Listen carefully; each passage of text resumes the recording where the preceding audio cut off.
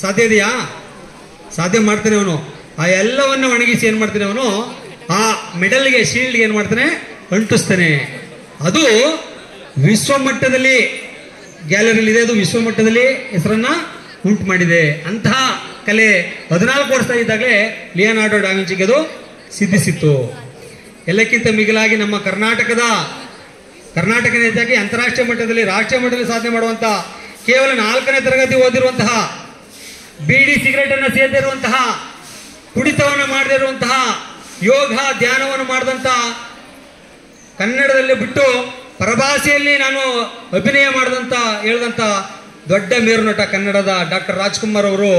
ಆ ಪ್ರತಿಭೆ ನಿಮ್ಗೆ ಏನು ಮಾಡಬೇಕು, ಗೊತ್ತಾಗಬೇಕು. ಅವೆಲ್ಲ ನಾವು ಸಿದ್ಧಿಸ್ಕೊಂಡಿದ್ದು, ನಾವು ಬಳುವಳಿಯಾಗಿ ಅದೇನು ಮಾಡೋದು, ಪಡ್ಕೊಳ್ತೀವಿ ನಾವು ಅಲ್ವಾ. ಹುಸೇನ್ ಬೋಲ್ಟ್ ಓಡ್ತಾನೆ ಅಂದರೆ ಸುಮ್ಮನೆ ಓಡ್ತಾನೆ, ಅವನು ಓಡ್ತಲ್ಲ, ಸಾಧನೆಯನ್ನ ಮಾಡಿದ್ದಾನೆ. ಅಂತಹ ಸಾಧನೆ ಮಾಡುವುದರ ಮೂಲಕ ನಿಮ್ಮ ಪ್ರತಿಭೆಯನ್ನು ಹೊರಚೆಲ್ಲುವುದಕ್ಕೆ ಇದೊಂದು ಮುಖ್ಯ ವೇದಿಕೆ ಅಂತ ಹೇಳ್ತಾ, ಕಾರ್ಯಕ್ರಮ ಬಂದು ಪಾಲ್ಗೊಂಡಿದ್ರಿ. ಸೋಲು ಗೆಲುವು ಇದ್ದೇ ಇದೆ.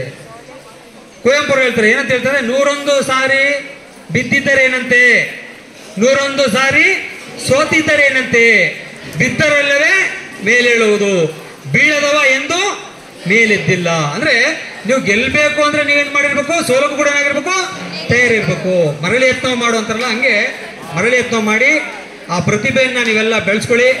ಮುಂದೊಂದು ದಿನ ನಿಮ್ಮ ಸಮಾಜಕ್ಕೆ ಕೀರ್ತಿ ತರುವಂತ ಕೆಲಸವನ್ನ ಮಾಡಿ ಅಂತ ಹೇಳ್ತಾ, ಈ ಒಂದು ವೇದಿಕೆಗೆ ಬಂದು ಮಾತನಾಡೋದಕ್ಕೆ ಅವಕಾಶ ಮಾಡಿಕೊಟ್ಟಂತಹ ನಮ್ಮ ಉಪಪ್ರಾಂಶದ ಶ್ರೀಮತಿ ಜಯಶ್ರೀ ಮೇಡಮ್ ಅವರಿಗೆ, ಹಾಗೂ ಎಲ್ಲ ನಮ್ಮ ರಮೇಶ್ ಸರ್ ಅವರಿಗೆ, EC ಆದಂಥ ರಮೇಶ್ ಸರ್ ಅವರಿಗೆ, ಮತ್ತು ನಮ್ಮ ಶಿಕ್ಷಣ ಇಲಾಖೆಗೆ ವಂದಿಸುತ್ತಾ, ನಮ್ಮ ಸಹ ಉದ್ಯೋಗಿಗಳಾದಂಥ ಎಲ್ಲ ಗೌರವಾನ್ವಿತ ಶಿಕ್ಷಕರಿಗೆ ವಂದಿಸುತ್ತಾ, ಎಲ್ಲಕ್ಕಿಂತ ಮಿಗಿಲಾಗಿ ದೂರದ ಊರಿಂದ ಬಂದಿದ್ದೀರಿ, ನೀವೆಲ್ಲ ನಮ್ಮ ಸ್ಕೂಲ್ಗೆ ಬಂದು ಬಹುಮಾನ ಪಡ್ಕೊಂಡು ಇವತ್ತು ಹೋಗ್ತಾ ಇದ್ದೀರಾ.